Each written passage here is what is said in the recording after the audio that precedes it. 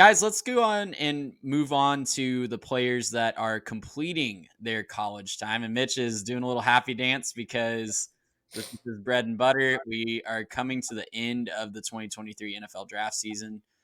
Let's recap what happened over a very eventful Thursday through Saturday this past week. Garrett, I do have to gloat just a little bit. I did win our prop bet competition 4-3. That's Still missed fair. the margins, but we pulled it out and got the victory there.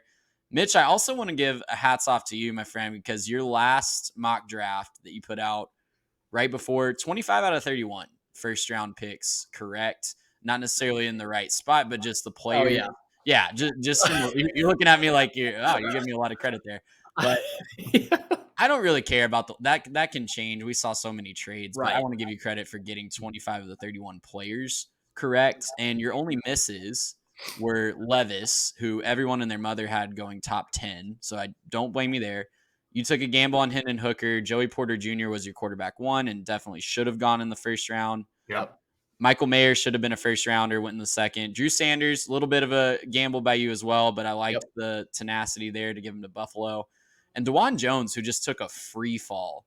He did. Out of, you had him the last pick of the first round. He ended up going in the fourth round. So a little bit of a miss there. The NFL teams obviously had something on him. Some character concerns on DeJuan from what I was hearing. So, but that's, kids, and not to cut you off, kids don't realize how valuable their reputation is and how important those post-combine interviews are and those 30-day visits.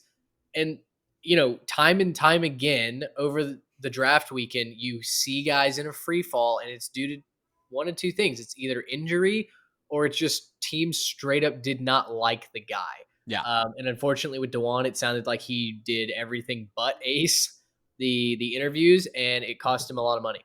Yeah, and we have no insight into that. And the other thing I'll say about that too is even if he's not interviewing with every team, right? Obviously not every team can use a 30 visit on DeJuan Jones, but these guys talk and they are going to talk behind the scenes.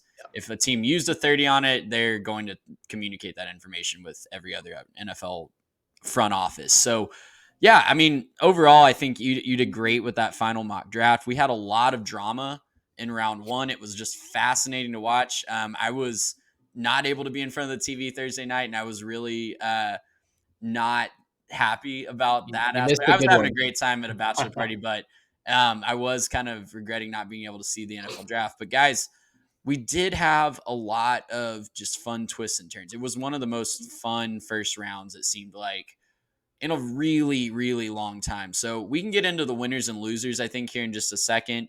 Before I do that, though, I want to ask you guys, what do you think happened with Will Levis? Why was he projected to go so high and then fall out of the first round? Because I kind of have a theory on that. I think he ended up going exactly where he should have gone, top of the second round. I think all along that's what he should have been graded. But the media just kind of hyped him up into this top 10, maybe even number 1 overall pick. And really, I just really feel for the guy because he seems like a likable guy. He seems like a nice kid. And ESPN just showed him, what did we say? The total number was 37 times. 37 times ESPN shows him in the green room. Shameful. The first round. Just totally exploited by ESPN. And they created that drama by feeding into the hype machine that was having him maybe even go first overall. I think it's a couple of things. I think one, it's teams latching on to a player to use as a smokescreen, right? So the Colts, who picked 4th overall, they take Anthony Richardson. They talked a lot about Will Levis, right? They in the post combine process loved him, talked up his arm. You had other teams like the Titans, the Raiders, consistently feeding guys like Daniel Jeremiah, who is one of the most plugged in sources around the league. NFL.com always has a very accurate mock draft because he knows truly the pieces going on behind the scenes. So, for instance, Jeremiah, the night before the draft, releases a mock that has Houston at 2, taking CJ Stroud, and then trading up to 3 to get Will Anderson. Lo and behold, that's exactly what they do. You can't just make that up, right? You can't just scheme up, hey, what if the Texans decide to trade back up to number 3 without that knowledge? So I think it's I think it's teams using him as a smokescreen, using agents as a smokescreen. And then it's a combination of that with Trey, like you said, he probably should have just gone in the second round, right? Now, I had a third round grade on him. That was really because I don't trust his ability to win. His film is a late first, early second round grade. I knocked him then for not ever putting it all together and winning either at Penn State or at Kentucky. He's not a guy that I want to invest a high round premium pick in and trust as my franchise quarterback. So all of that, I think, just combined to make one just thundercloud of terrible draft press that then, like you said, ESPN just kept going back to the well. And I felt so bad for him. I mean, whether Yeah. you were rooting for him to go in the first round or not, like, how can you not pity this kid, right? They spent a lot of time talking to him on the red carpet. He was so excited to figure out where he's going. He's talking about his work ethic. He's talking about how he's ready to go and work with a playbook tomorrow and figure out where I'm going to be living the next week. They milked all of that for content and then continued to do it for hours, for 4 more hours, when as it became apparent, he's not going in the first round. It's Right. not going to happen, right? And so I really did feel a ton of sympathy for Will Levis. He didn't deserve that at all. Yeah, I really felt bad for him. I do think it was correct to not take him in the first round. We've talked about that pretty extensively on the podcast up to this point. We just didn't believe in Will Levis. I also think a factor here that, kind of looking at it in retrospect, it makes a little bit more sense. I think a lot of teams were looking at next year's quarterback class as an opportunity to really make their move on their quarterback.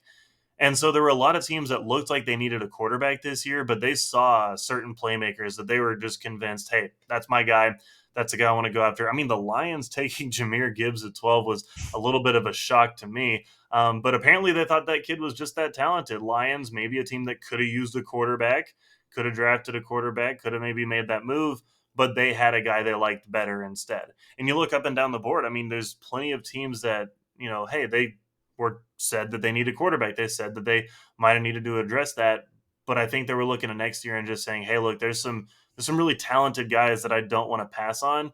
And I think, unfortunately, he just kind of ran into that as almost a buzzsaw, just saying like, hey, sorry, kid, you're good. We might have taken you under different circumstances, but we like this guy a little bit better. So, again, I feel bad for him. I think what ESPN did was unfair, but, it is what it is.